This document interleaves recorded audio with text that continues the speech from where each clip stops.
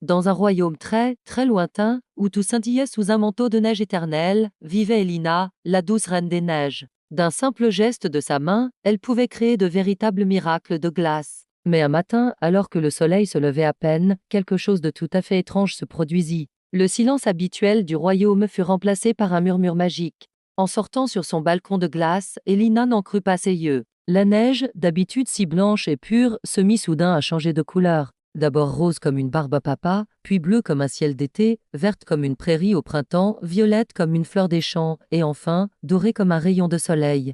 Oh, mais qui peut bien transformer ma neige en un magnifique arc-en-ciel? Se demanda-t-elle avec un petit rire. Puis, elle remarqua que les flocons ne tombaient plus comme d'habitude. Ils scintillaient d'une manière étrange, dansant dans les airs comme s'ils voulaient lui montrer un chemin secret.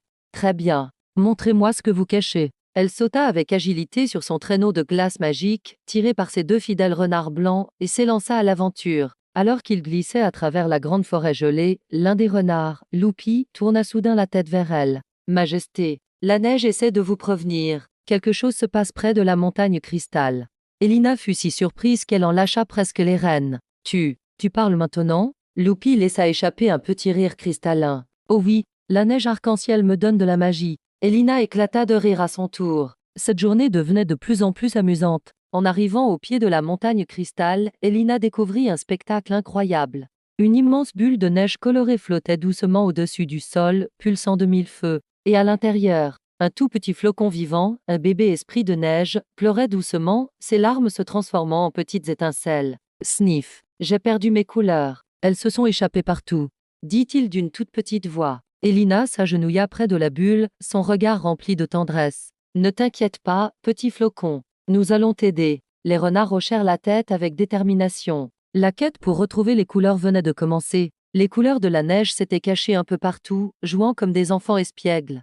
La neige bleue faisait une partie de cache-cache endiablée entre les branches des arbres gelés. La neige jaune rebondissait sur le sol comme un petit soleil joyeux, impossible à attraper. La neige verte glissait sur la glace en faisant des chatouilles à quiconque s'approchait. Et la neige rouge, elle, dansait comme une petite flamme joyeuse, tourbillonnant dans les airs. À chaque fois qu'Elina parvenait à en attraper une, la couleur tournait autour d'elle dans un éclat de rire avant de retourner sagement dans la bulle du petit flocon. « Vous êtes plus rapide que le vent !» s'exclama-t-elle en riant. Peu à peu, le bébé flocon devenait de plus en plus lumineux, retrouvant sa splendeur. Quand toutes les couleurs furent enfin réunies, le bébé flocon s'illumina comme une étoile filante. Merci. Maintenant, regarde. Il souffla alors doucement, et une magnifique neige arc-en-ciel se mit à tomber sur tout le royaume. Les arbres brillaient de mille feux, les animaux de la forêt sortaient pour danser sous les flocons colorés, et les renards faisaient des pirouettes de joie. C'est la plus belle magie que j'ai jamais vue, murmura Elina, émerveillée. Le petit flocon vint se poser délicatement dans la paume de sa main. Et maintenant, reine Elina, je serai ton petit gardien magique. Depuis ce jour, dans le royaume d'Elina, la neige n'était plus seulement blanche. Elle était remplie des couleurs de l'arc-en-ciel et des rires des enfants. Et la reine des neiges, accompagnée de son nouveau petit ami le flocon magique, veillait sur le royaume, toujours prête pour de nouvelles aventures féeriques.